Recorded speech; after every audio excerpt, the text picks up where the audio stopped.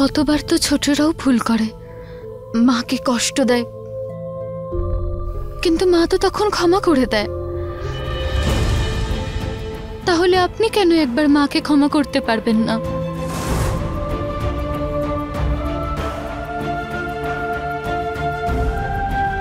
যদি একবার হতো তাহলে তাহলে আমি ক্ষমা করে দিতাম বিন্দিয়া, কিন্তু মা তো বারবার আমার চোখে নিচু হয়ে গেছে। তাহলেও ক্ষমা করে দিন। যিনি আপনাকে 9 মাস নিজের গর্ভে ধারণ করেছেন, পৃথিবীর সবথেকে বেশি কষ্টটা সহ্য করে আপনাকে জন্ম দিয়েছেন, তার ঋণ শোধ করার জন্য এটুকু তো করতে পারেননি আপনি।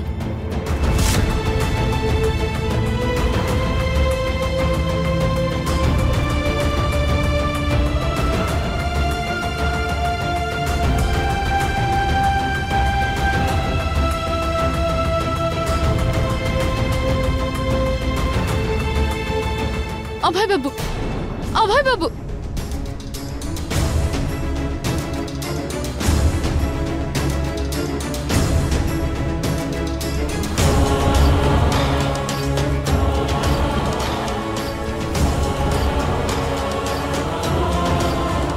বিন্দিয়া, তুমি তো আঘাত পেয়েছো তাই না? কিন্তু তুমি অভয়কে কেন বললে যে তুমি ঠিক আছো? যদি আমি অভয় বাবুকে কিছু বলতাম তাহলে উনি আরো ঘৃণা করতেন আপনাকে। এই আঘাতের দোষটাও আপনার উপর আসতো।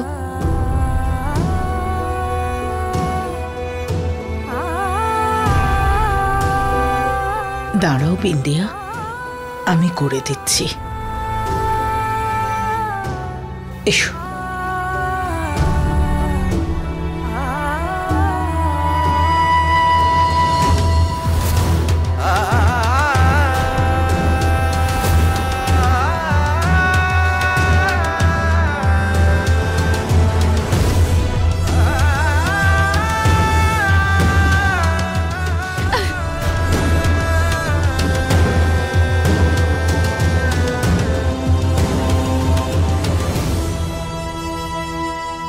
তুমি এত ভালো কেন বলো তো? আর আমি এত খারাপ কেন বলো তো?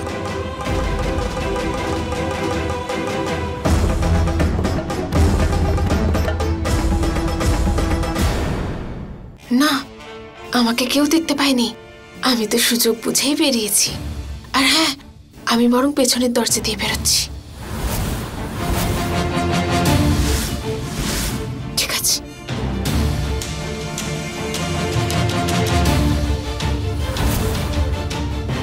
মিঠাই কার সঙ্গে কথা বলছিল আর লুকিয়ে কোথায় যাচ্ছে?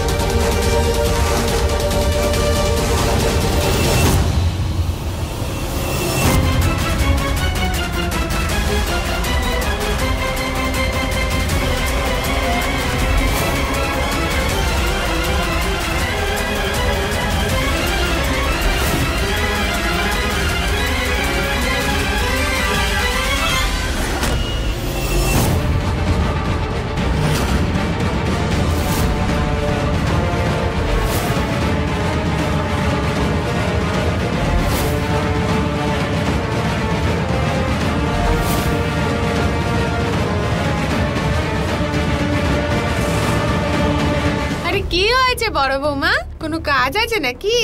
না, ওই আমি ভাবছিলাম যে তোমার যদি কোনো কাজ না থাকে জামা কাপড় মেলাতে একটু সাহায্য করতে। মনে হচ্ছে তুমি হয়তো কোথাও যাচ্ছ। আরে না না, আমি আর কই যাব? আমার আর কোথায় যাওয়ার থাকবে বলো? চলো চলো, আমি তোমাকে কাপড় শুকোতে দিতে সাহায্য করছি। না না, কোনো ব্যাপার না, কোনো ব্যাপার না, অল্পই তো আছে। তুমি একটা কাজ করো, রান্নাঘরে চলে যাও, কাজ পড়ে আছে। ঠিক আছে।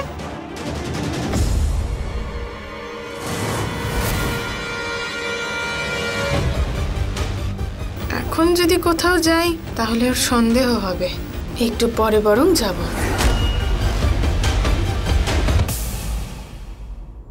সাবধানে।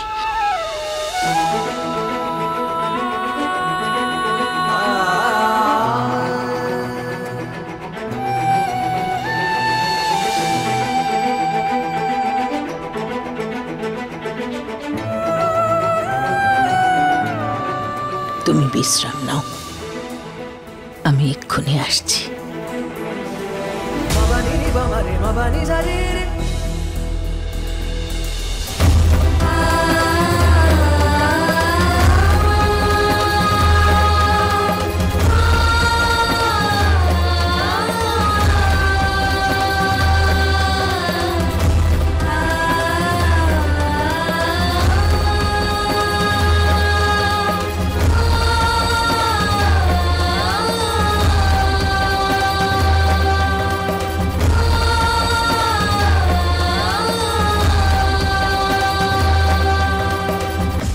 মা,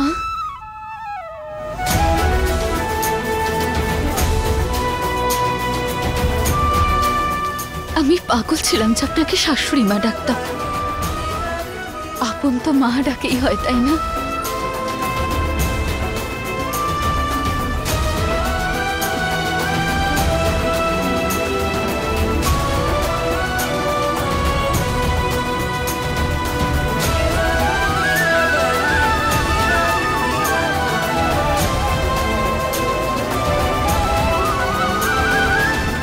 আপনি একদম চিন্তা করবেন না, কিছুদিনেরই তো ব্যাপার। যখন অভয় বাবুর রাগ ঠান্ডা হয়ে যাবে আবার সব ঠিক হয়ে যাবে, আর আপনাকে নিজের করে নেবে। লিখিয়ে নিন আমার থেকে।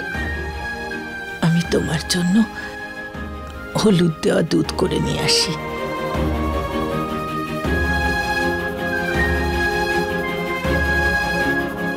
তুমি খুব ভালো।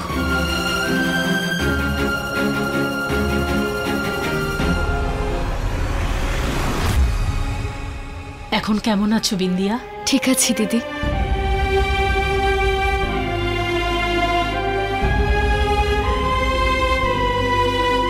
অঞ্জু, তুমি গিয়ে মিঠাইকে বলো যে আমার ছোট বৌমার জন্য যেন হলুদ দেওয়া দুধ বানিয়ে আনে। হ্যাঁ মা। মা, আমি তোমাকে একটা কথা জিজ্ঞেস করতাম। কি? আপনি মিঠাইকে কবে থেকে চেনেন? অনেক বছর ধরে। আমাদের ওই যে ফার্ম হাউসটা আছে ওখানে কাজ করে। কেন?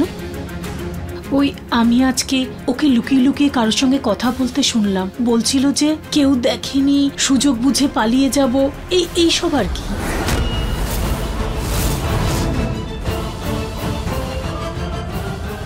আমার না একদম ঠিক লাগছে না ওকে। কালকেও যখন এত কিছু হচ্ছিল, যখন আপনাকে সবাই কথা শোনাচ্ছিল, তখন বসে বসে আরাম করে চা খাচ্ছিল আর মজা নিচ্ছিল।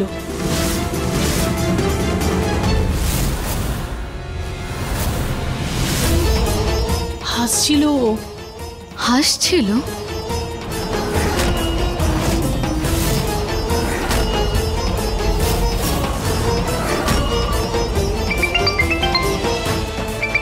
অভয় বাবুর ফোন হবে।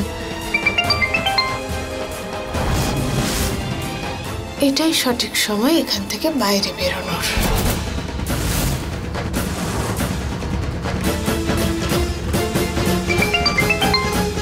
কিছু আর্জেন্ট হয়তো, তুমি কথা বলে নাও। হ্যালো। নমস্কার ম্যাডাম, অভয় স্যার ইনভেস্টিগেট করতে বলেছিলেন। ওনাকে কোন নম্বরে ভিডিওটা পাঠানো হয়েছে? Number encrypted. কি? মানে কি? মানে কার নাম্বার সেটা বুঝতে পারছি না, কিন্তু শেষ লোকেশন পেয়েছি। কোথায় আছে সেটা? আপনার বাড়িতেই কোথাও ম্যাডাম।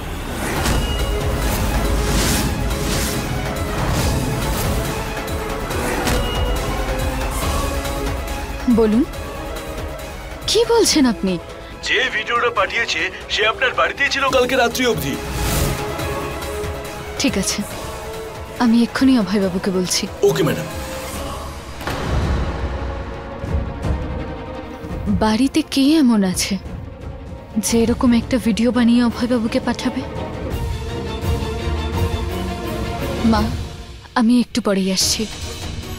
বৌমা, কে ফোন করেছিল? ও অভয়বাবু নিজের লোকেদের বলেছিলেন খোঁজ নেওয়ার জন্য ওই ভিডিওটা কে পাঠিয়েছে। ওনারা বললেন যে ওই ফোনটা কাল রাত অব্দি এই বাড়িতেই ছিল। মানে ওই ভিডিওটা বাড়ির কেউ পাঠিয়েছিল? এই কাজটা কি মিঠাই করেছে? মিঠাই? কিন্তু ওর এসব করে কি লাভ হবে? ও এর আগেও এরকম ভিডিও করেছে। আর এক্ষুনি অঞ্জুও বলল যে ও কারোর সাথে লুকিয়ে কথা বলছিল। এই জন্যই তো আমি বাইরে যাচ্ছি। আমি আসল ব্যাপারটা জেনেই ছাড়বো। তুমি কোথাও যাবে না। তুমি ব্যথা পেয়েছো, তুমি এসো, বিশ্রাম নাও, বিশ্রাম নাও, এসো, নাও, সাবধানে, চলো বসো, সাবধান। আমি এক্ষুনি আসছি, ওষুধ নিয়ে আসছি, আমার ঘরে রাখা আছে।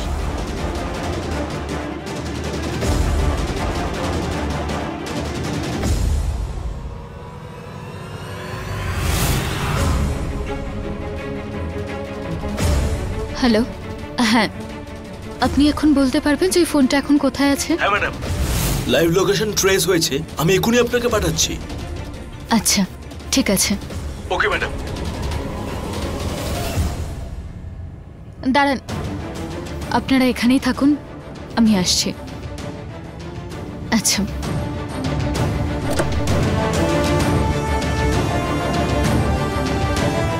দাদা সোজা চলুন।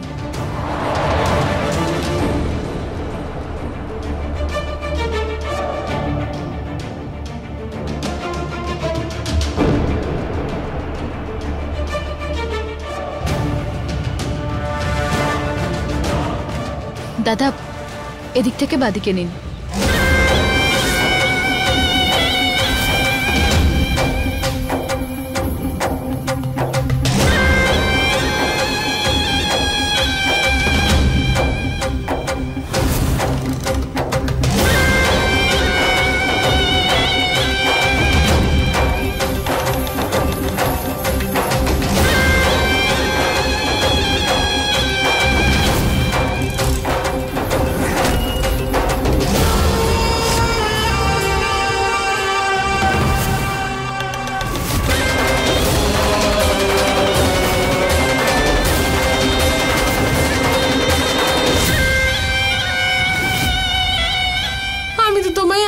বলেছিলাম ওই বরফির একদম বুদ্ধি নেই।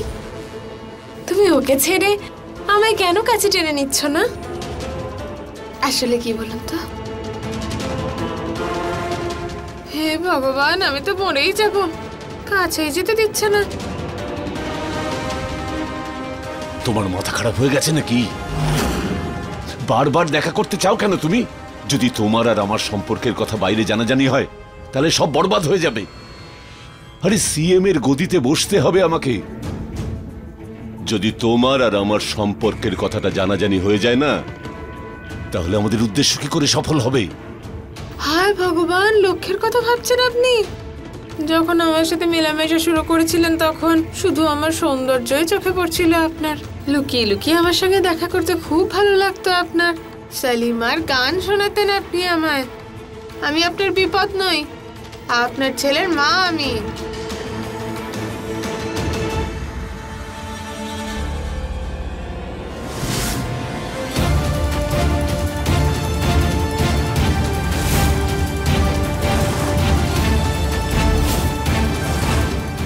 এটা তো আমাদেরই ফার্ম হাউস। দেখো, বারবার একই কথা আমাকে বলো না। আরে প্রত্যেকটা মাসে তো টাকা পাঠিয়ে দিচ্ছি আমি, তোমার ছেলের দেখাশোনা তো করছি আমি। হ্যাঁ, কিন্তু ও তো এটাই দেখছে যে ওর বাবা ওর মায়ের কাছ থেকে দূরে থাকে। তুমি আমায় কাছে টেনে নাও, তাতে ও শান্তি পাবে। আর ও তো এখন বড় হচ্ছে, যদি রাগ টাগ করে কে জানে নতুন কি নাটক করবে তখন। আচ্ছা ঠিক আছে, আমি বোঝাবো আমার ছেলেকে, বলবো ওকে যদি অবৈধ সন্তান তো কি, যদি আমি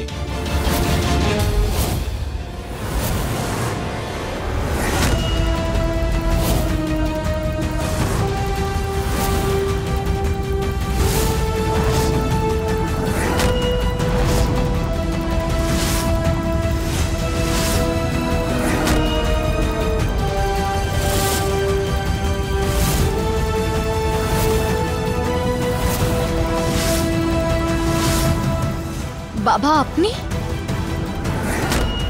বিন্দিয়া বৌমা, আসলে কি বলত,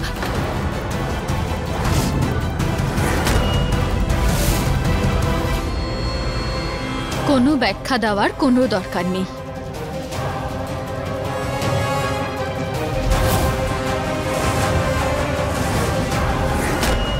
আমি বুঝতে পেরেছি যে তুমি এখানে কি করতে এসেছো।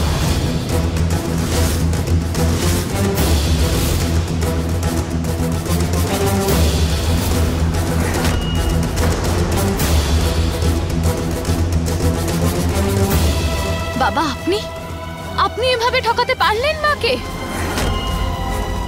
আর তার উপরেও আপনি বিয়ে করেছেন এই মহিলাকে, একটা সন্তানও আছে আপনাদের। এরকম একটা অপরাধ করেও আপনি রাজ্যের মুখ্যমন্ত্রী হওয়ার স্বপ্ন দেখছেন। আর এই সত্যিটা সবার সামনে আসা ভীষণ জরুরি।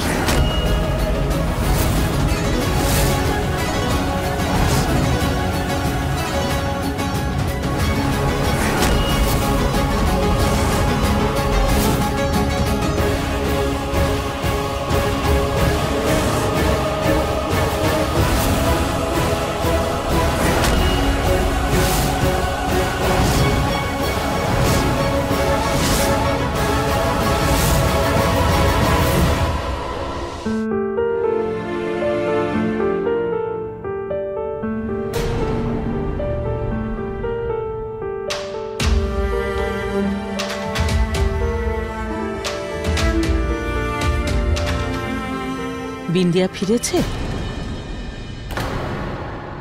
অনেকক্ষণ তো হয়ে গেল গেছে। খুব চিন্তা হচ্ছে তো দেখছি তোমার। ওকে পুড়িয়ে টুরিয়ে দেওয়ার কোনো প্ল্যান আছে নাকি? বৌমাকে নিয়ে এই কথা বলবি না।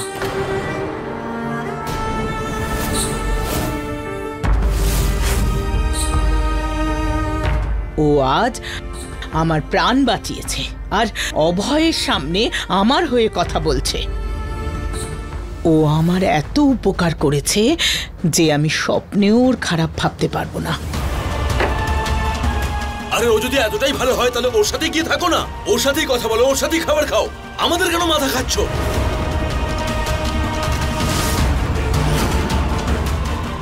জুবিলি, অভয় তো আগেই আমার উপর রেগে আছে, আর এখন তোরা যদি মুখ ফিরিয়ে নিস তাহলে আমি কোথায় যাব? তোরা অন্তত আমার উপর রাগ করিস না।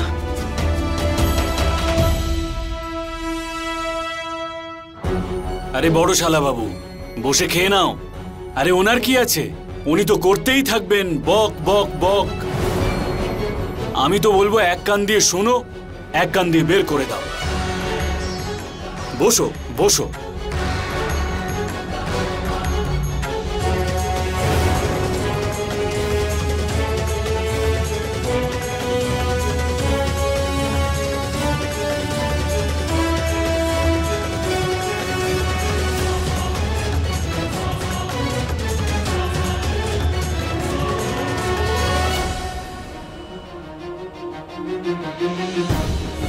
আরে ওনার কি আছে, উনি তো করতেই থাকবেন বক বক বক।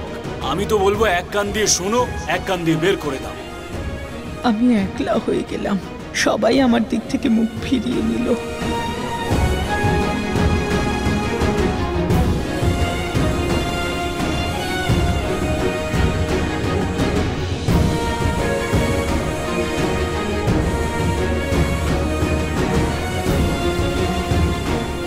শাশুড়ি মাকে দেখে তো খুব কষ্ট পেয়েছেন মনে হচ্ছে, কিন্তু আমি যে কথাটা জানতে পেরেছি সেটা তো ওনার জানাটা দরকার।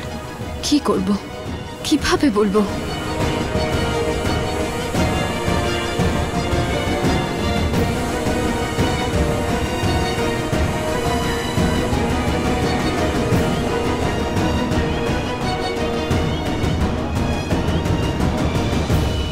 আমি তো চিরকাল এটাই চেয়েছি, পরিবারের সবাই যেন একসঙ্গে থাকে, এই পরিবার যেন কখনো না ভাঙে। সারা জীবন আমি আমার স্বামীর সেবা করেছি তোদের জন্য। ওনার কাছে এত কথা শুনেও চুপ করেছিলাম, কারণ আমি চেয়েছিলাম এই পরিবারের সবাই যেন একসঙ্গে থাকে। তোরা সকলে মিলে আমার সাথে অভয়ের ঝগড়া মিটিয়ে দে, তখন দেখবি আমার স্বামীও না আমাকে ক্ষমা করে দেবে। যদি সবকিছু তছনছ হয়ে যায় তাহলে আমি তোদের বাবার কাছে লজ্জায় মুখ দেখাতে পারবো না। লজ্জা আপনার নয়, আপনার স্বামীর হওয়া উচিত মা।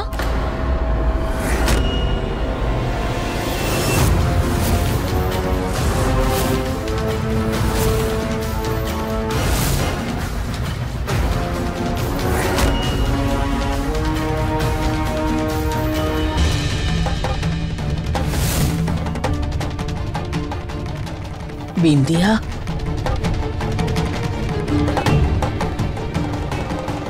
মা আমি এসব তুমি কি বলছো? বুঝতে পারছি না আমি কিভাবে বলবো আপনাকে। লজ্জা লাগছে আমার এরকম কথা বলতে। বলো বিন্দিয়া, কি বলতে চাইছো? তুমি কি বলতে চাইছিলে? যে জুবিলির বাবা যেন লজ্জা পায়? কেন, কি জন্য? ওনার জীবনে